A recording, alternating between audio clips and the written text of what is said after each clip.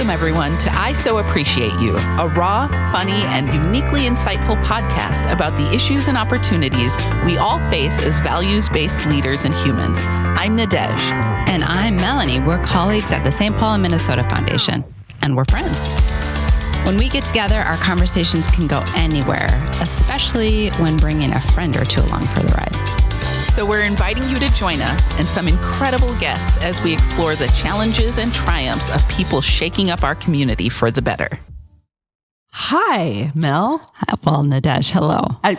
I'm sorry. I'm so excited today for our episode because no one can tell yet because I haven't said it, but we're on the road. We are. We're in New London. I know. We're at the Little Theatre Auditorium in New London because we are going to get to talk to Bethany Lacktorin, who's the executive and artistic director of this theater. Yes. Do you know that I've already been lost? I've already gone 3 miles in the wrong direction, even though we are in a smaller town with a main street. I cannot believe that you are choosing to admit that. Well, I mean, people... I'm sure are jealous of all of my many qualities. They might as well know. I think that's hilarious. But it does add to our time here. So there you go. Yeah. Well, I think it's really cool to be sitting because we are sitting right now in a theater, stage in front of us, hardwood floors, high ceilings, just really beautiful. To be in this sort of space not in a city. It's just a very different experience. And I've been thinking about okay, where did art first come into my life? And I'm curious too for you.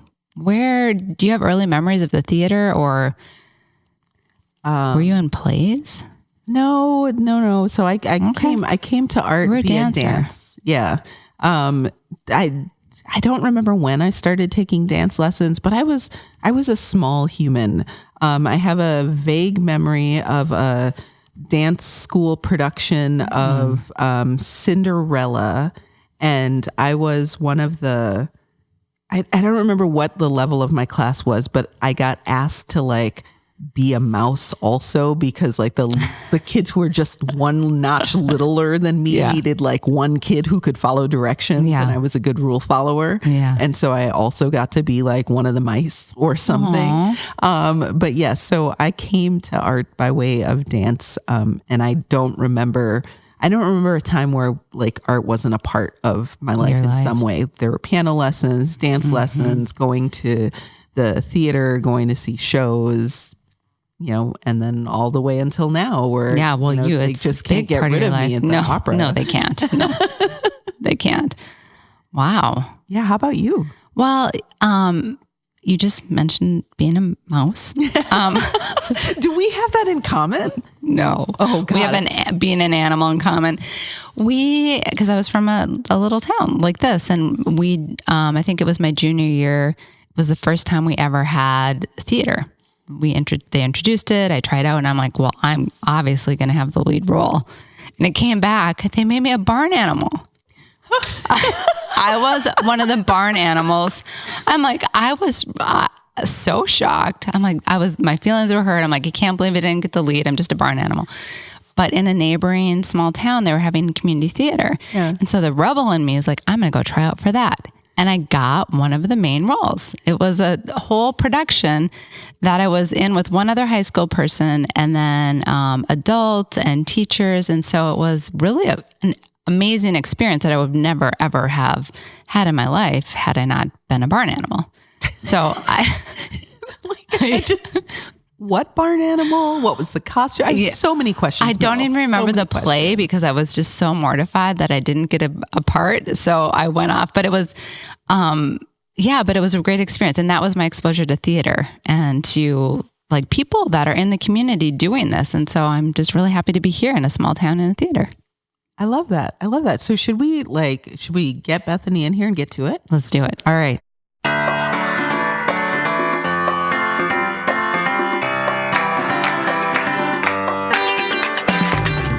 At the St. Paul and Minnesota Foundation, we partner with hundreds of nonprofits to support their endowment funds. An endowment is a great way to provide your organization with a stable income for generations to come. If you are interested in learning more about starting an endowment, contact a member of our team by visiting spmcf.org/endowment. Welcome back, everyone. We are here with Bethany Lacktorin. Hi, Bethany. Hi. I'm so excited. I don't know if you can tell the giddiness in my voice. You probably can't. But anyway. I can. Okay, because we're on the road. We are. Road trip. I know. I'm so excited. First for our podcast. But before we dive into this conversation, I want to share a little bit about you with our listeners so they know how to just sort of join right in. All right. Oh my God. Are you going to read my whole resume? Yes. Oh, I hope so. Yes. 100% word for word. Well, Bethany, you are the executive and artistic director of Little Theatre Auditorium in New London, Minnesota. And Little Theatre Auditorium is an arts-based, artist-led nonprofit organization working to amplify the storytelling of artists and culture bearers. I love that. Like, that's so great. Very cool. You are also a professional audio engineer and sound designer with over 20 years in the field, earning credits on feature films, documentaries, short films, television, radio. Like, you're a bona fide superstar. I'm scared for you to listen to this now. it's just because I didn't quit. And no surprise after all of that, you are multi-talented. You're a performance artist, a community organizer, a media producer, and a musician. And we're so glad to have you here today. I am so glad to have you here today. Oh, yeah. What a treat. I love that. Well, Bethany, the entire conversation is fun, but the way that we enter before we get to the serious questions is just 3 quick questions, sort of this or that. So I'd love your thoughts on this. You ready? Okay. All right. If you could visit any period in history, would you rather go into the future or back into the past? Wow, that was not on my list. You were ready for like red or white. Yeah. I would really love to visit the future. Okay. Was that a hard answer? You sat with it for a second. I was stalling. Okay, good. All right. Next, treehouse in the forest or houseboat on the ocean? Treehouse in the forest. Ooh, that was definitive. Yes. Okay. Would you rather have the ability to speak all languages or play all instruments? Oh, God. That's just not fair. I'm really curious how you answer this. Wow, because if you can speak all languages, you can do so much good. But if you could speak languages. Okay, great. Yeah. Mel, which would you pick? Oh, play all instruments. Okay. Probably because I can't sing or anything. I think I'd probably go with the languages too. Although I really wish I could play the piano well, and I took piano lessons. Yes, I wish I could play it well enough to play it at parties, to be like that guy that like, you know, there's a piano and you're like, hey, y'all want to sing? And then you just start playing and everybody, that's just a fantasy. Life goals. Yeah, life goals. All right. Well, Bethany, as you said, we are in your space today, and I would love to just help bring the listeners with us. And so can you tell us about this space? It felt so odd to hear you say my space.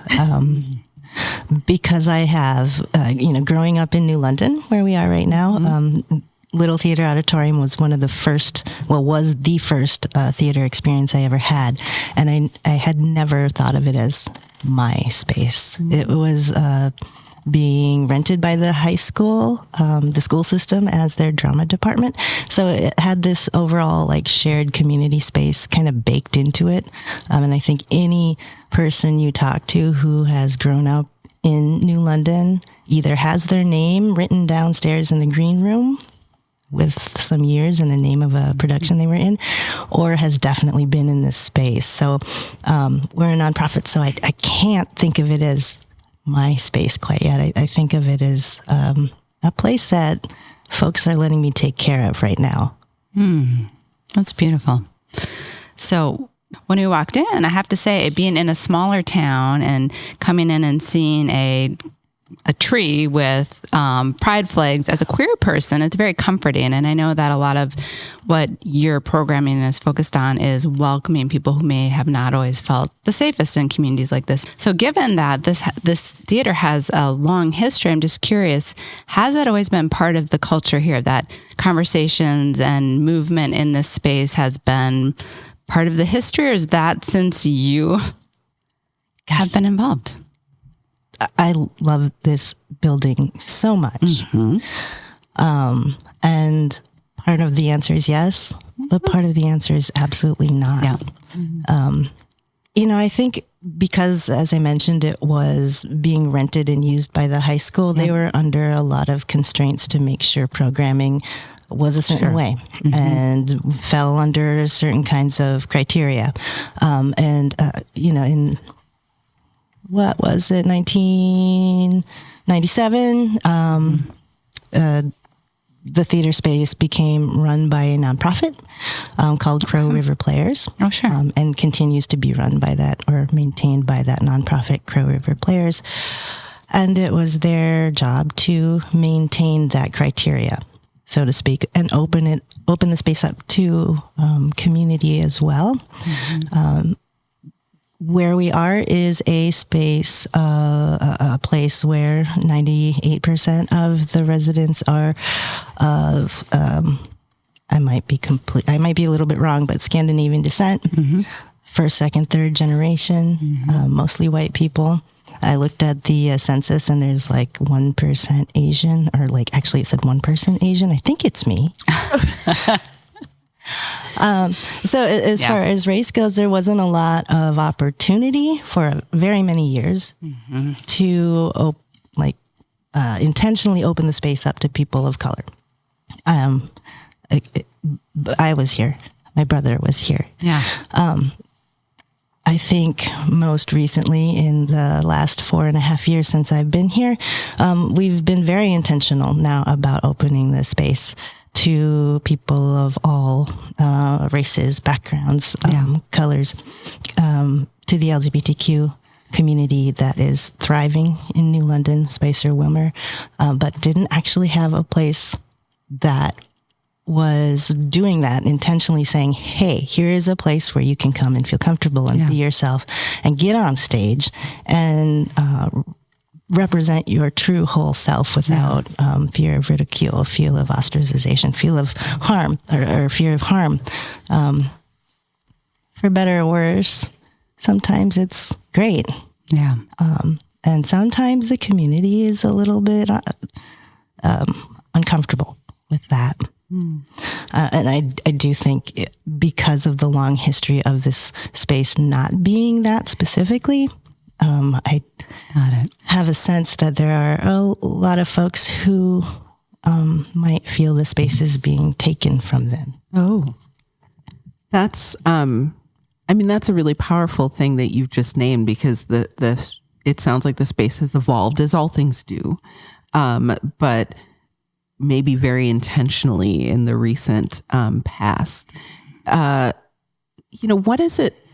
You talked about creating a space that, folks can feel at home, but then others might be feeling like it was taken from them. Like, how does that manifest itself? How do you receive that here? Where to begin? It's been a bit of a journey. For me personally, for the theater as well. A few years back, we started a artist in residency program where we invited artists all over Minnesota to apply to stay here for a month and make a show or make a performance. Our second year, we selected Dominic Facio from Fergus Falls to come here and have a drag show, and to open up that process of how do you make this kind of production to the general public. And we specifically said, hey, you know what? I personally know people in the school system who are questioning, who don't quite understand what those pronouns are about, who just want to know but don't know who to ask or are afraid to ask. Dom, you've had this... we said, Dom, you've had this experience growing up. Would you be willing to do a Q&A? Would you be willing to talk about that with people who are willing and wanting to ask questions? And they opened it up for that kind of Q&A, kind of an ask me anything forum. And we devised a separate show specifically geared for kids who were in high school on up. And that was just a little bit much for some people. Oh. It raised some eyebrows, to say the least. And for a good year and a half, we went through some stuff. Really? We did. We had a protest, which was fun and interesting. Really weird. Not the kind of protest I'm used to seeing. Oh, okay. It was very peaceful. There was no sense of any kind of violence. And I might be skipping ahead a little bit in that progression. But it was a prayer group. But what's funny is in a small town, by and large, the majority of people here go to a church, belong to a church, and they know the people. Everyone knows each other.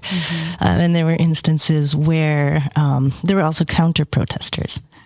And it was just right outside of the doors. And people brought their dogs. And the dogs know each other. Yeah. Oh, goodness. So, dogs are entering the prayer circle and counter-protester dogs and protester dogs are saying hi. So inevitably they're going to have to say hi. And it turned into a little bit of small talk in the middle of a protest. And it was the cutest thing. Wow. This is a play. Right. I mean, there's a whole story here. Yes. This is... But it was also, in a lot of ways, a little bit heartbreaking because there were a number of young people who approached the theater but turned away. Oh. And that sucks. That is not okay. We did a lot of other outreach. Dominic was invited to Dream Academy. He was invited to Ridgewater. So there were other opportunities that came from that. A local production company, 1017 Media, came and live streamed it for us for free, which was amazing. Oh, lovely. Really, really wonderful of them to do that. Thank you for sharing the discomfort, because I think that progress can't be made in particular places without that. You mentioned Fergus. I grew up going to Otter Tail, Battle Lake, still have family, still have roots there. And so a lot of what I'm hearing from you is familiar.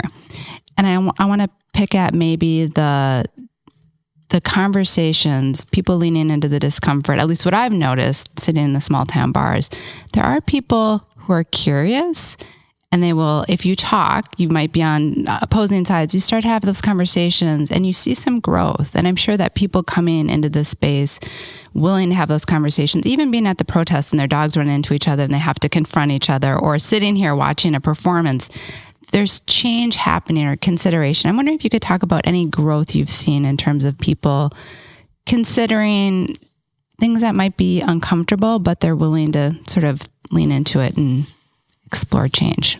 Or is that not happening?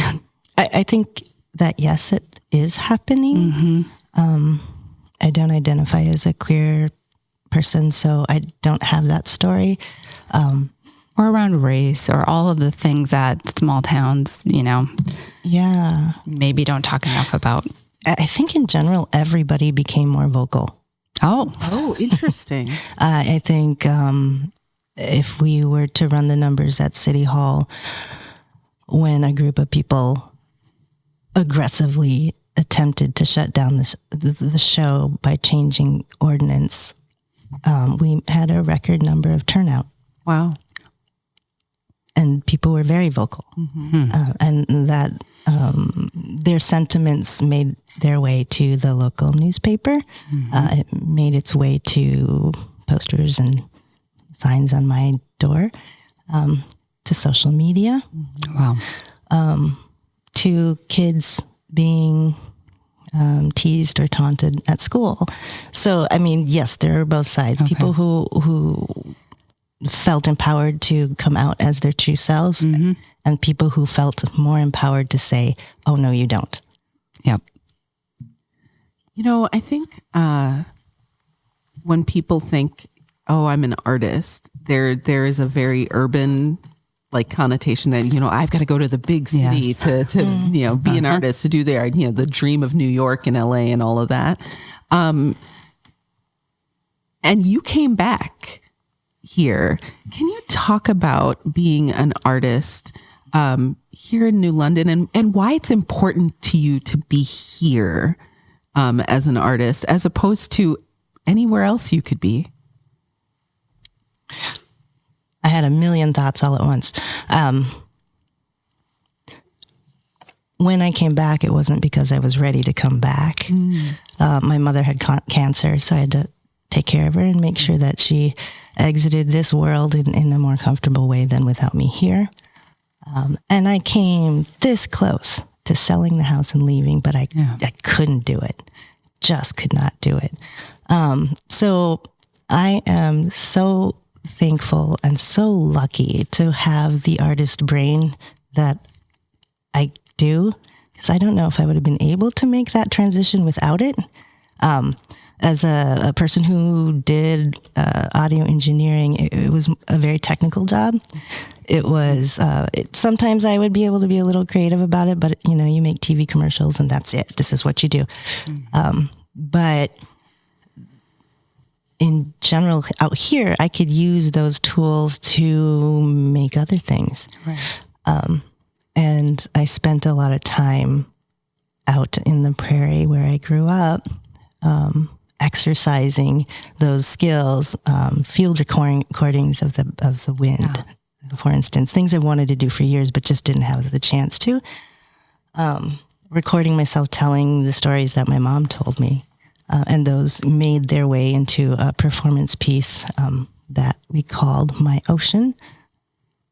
It was the story of growing up in the prairie. A lot of the things that stories my mom would tell me, like Norwegian folk tales, and some of the legends and prayers brought to us by Thomas LeBlanc, a Dakota elder, who visited the prairie for him the first time ever coming out to the countryside.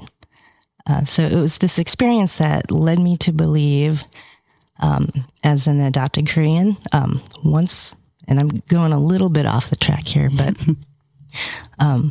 once both my adopted parents passed, I really struggled with, well, what holds me here?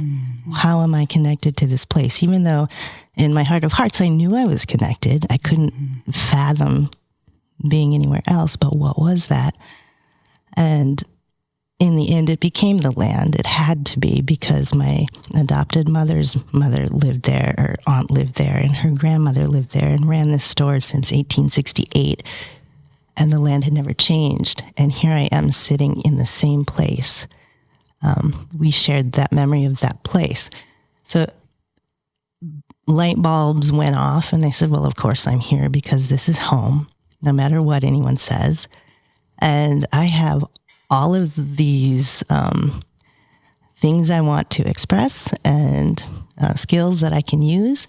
So when the theater opened up and they needed someone to do something, it was pretty obvious that I would try. It became obvious to me anyway. I'm going to give it a shot. I love that.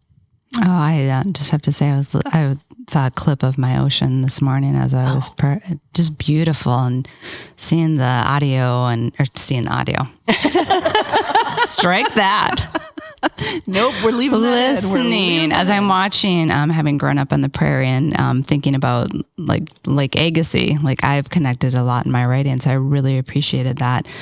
I wanted to just pick a little bit keep going with what Nadege was asking, because people do assume you're in a city, you have all these resources, but what you're talking about is, and I think it's growing up in a small town, you kind of do everything. You're like, even though I sucked, I was in choir, I can't sing. So I'm curious, like, what do you think that you can do here that you might not be able to do in a city, just in terms of the resources that are available to you, or the different resources? I lived in Minneapolis for 10 years. I love Minneapolis. It gave me the skills that I have today, but it is insanely saturated. There is no way I would ever be able to run a theater in Minneapolis. There's no way that I would be able to exercise the things I'm able to exercise and the practice I'm able to practice in Minneapolis, because I have access right here in this room, and I have an audience. So resources, we have different access. Yes. but we have, in a lot of ways, more access to try things and less constraints in other ways. I think the only thing that holds us back here is fear. I mean, I would say fear holds folks back everywhere. It just manifests different, right? You're right. I'm just thinking, and maybe along the lines of fear, because I'm thinking about our world now. And I'm one of those people who thinks like art is an intrinsic and important and critical life value. Yes. And I'd love to hear you talk about, with your experience in art sort of generally, and even here in this place, like, why is art so important right now in this world where it's easy to talk past each other? It's easy to sort of look the other way, and, not hear or see what's right in front of you. I think when I moved back to town, or moving into a new place in general, as a newcomer or a homecomer, there's not a lot of opportunity to meet other people. Or if you've been here all your life, people only know you as one way, or you have a certain role that people are used to seeing you in as a coworker or a teacher, or whatever that role is that you play on an everyday basis. What we try to offer at the theater are art opportunities, art activities, art experiences that allow you to interact and make something with your neighbors, people from town. So you're experiencing like this new thing. You're seeing another side of your neighbor that you wouldn't be able to see otherwise. You're having a chance to talk to people you would never otherwise even see on a day-to-day, in a place and a setting where the playing field is leveled. You're both learning something, like our puppet parade we had last fall. There were people here from Minneapolis, people here from New London, Spicer, Wilmer, all the surrounding townships, so many people who I had never seen before. Most people didn't really know what we were doing, which was wonderful and perfect. And then you had all of this cardboard and some really fun ideas and some skilled puppet artists saying, we're going to make a bunch of Brussels sprouts out of cardboard. None of us have ever done this, but we're gonna. And so, there's a lot of humor mixed in with that experience. So the floor is open, the room is open. We can try all this together and witness each other learning something new, and then succeeding at it, and then showing everybody else. Like this kind of experience, this shared memory is, I think, the reason to have art be part of every single day of your life. I really want to build a Brussels sprout now. I'm not kidding. But what you're talking about is community building. I mean, you're watching people come together in a particular way over art and interact with each other. And I'm curious, what do you think is the difference with communities that do embrace the art versus those who don't? Because this is a very unique and exciting place in a town that might not otherwise have it. There wasn't an investment from you and other community members. In other words, does it make a difference? Of course it does. Yeah, I think it makes a really big difference. Isolation is the mind killer. Yes, I'm glad you named that. And in a rural area where we're all in our own islands, sometimes it can be so intense and so easy to fall into I'm all alone and there is no breaking out of it. And now I've forgotten the question. That's okay. But, Well, let me ask you another one, if you don't mind me jumping in. Because we're talking, what you talked about earlier, and I think I would say maybe most of our listeners are maybe city-based or metro-based, and there's a lot of stereotypes about everyone and places, but rural areas come with connotations. And for me, you've sort of affirmed some, like the fact that they're protesting, someone coming to talk about LGBTQ plus issues. So I'm curious, what do you think are misunderstood notions about people from rural areas that people may not know? I think a lot of folks have an idea that people from rural areas aren't as smart, haven't gotten the education that you might get if you were living in an urban area, that you're not as exposed to a lot of different cultures. And it's changing rapidly right now, too. Rural areas are becoming much more diverse, and people don't realize that. So I appreciate that, too. Right. I definitely believe that when I told friends I was moving out here, they said, how are you going to be able to live like that? You're not going to have your Trader Joe's. And, right, yeah.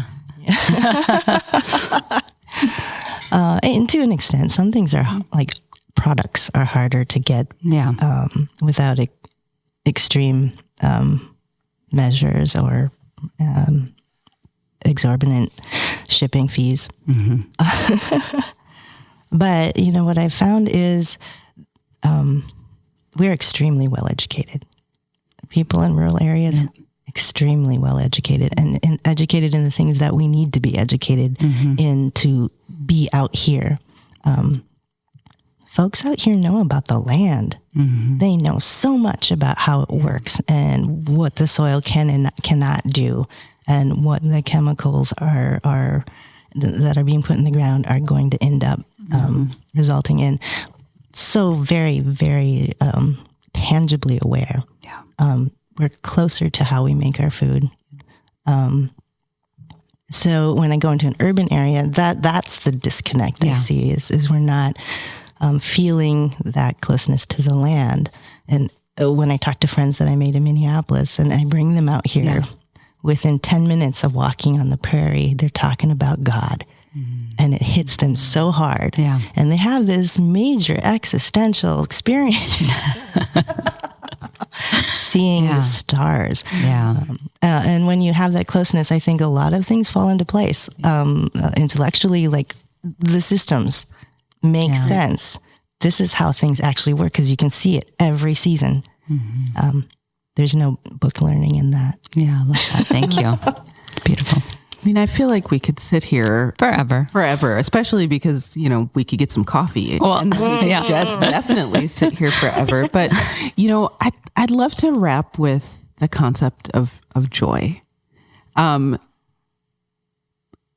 This space, as narrow as the theater that we're sitting in, or bigger, as New London, share with our listeners something that brings you joy in this place.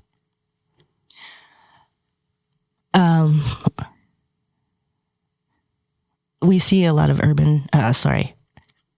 we see a lot of rural towns as we drive by that look a little bit empty, not as much activity.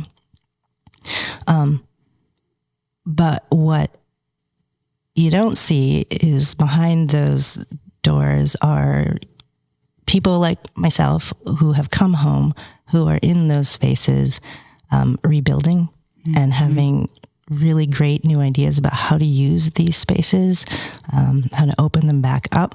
In New London, we have an apothecary opening up. We have a food co-op right down the street that's just coming now in March. We have a new real estate office or company right across the street opening up. Things are growing, and you wouldn't expect to be able to say that, but things are happening. That brings me a lot of joy and a lot of hope. It also brings a little bit of we got to get it right this time feeling.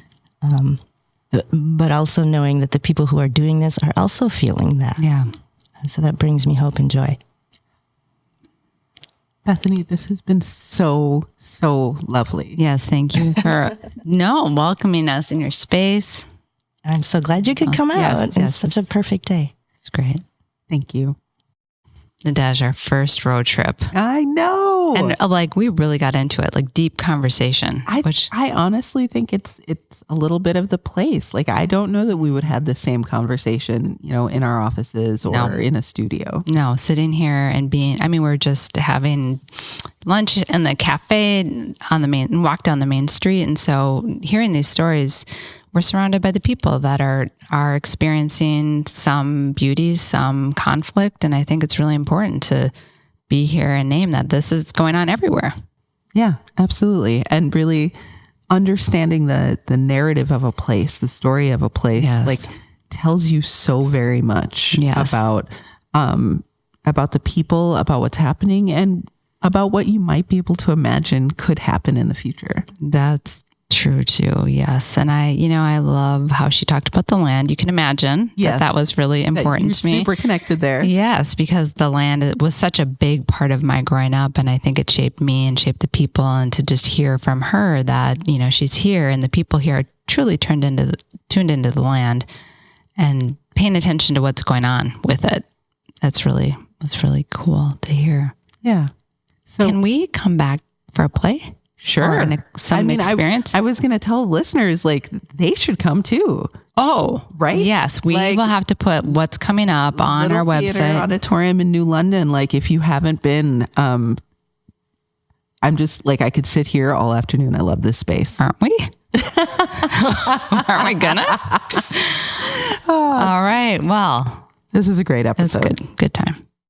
Thank you for listening to I So Appreciate You. You can find us on Facebook at I So Appreciate You Podcast and on Instagram at So Appreciate You. We'd also appreciate you taking a moment to write us a review. And if you like our show, be sure to follow I So Appreciate You on Apple Podcasts, Spotify, YouTube, or wherever you're listening to us right now. Have a question or topic suggestion? Email us at podcast@spmcf.org. Thank you for listening to I So Appreciate You.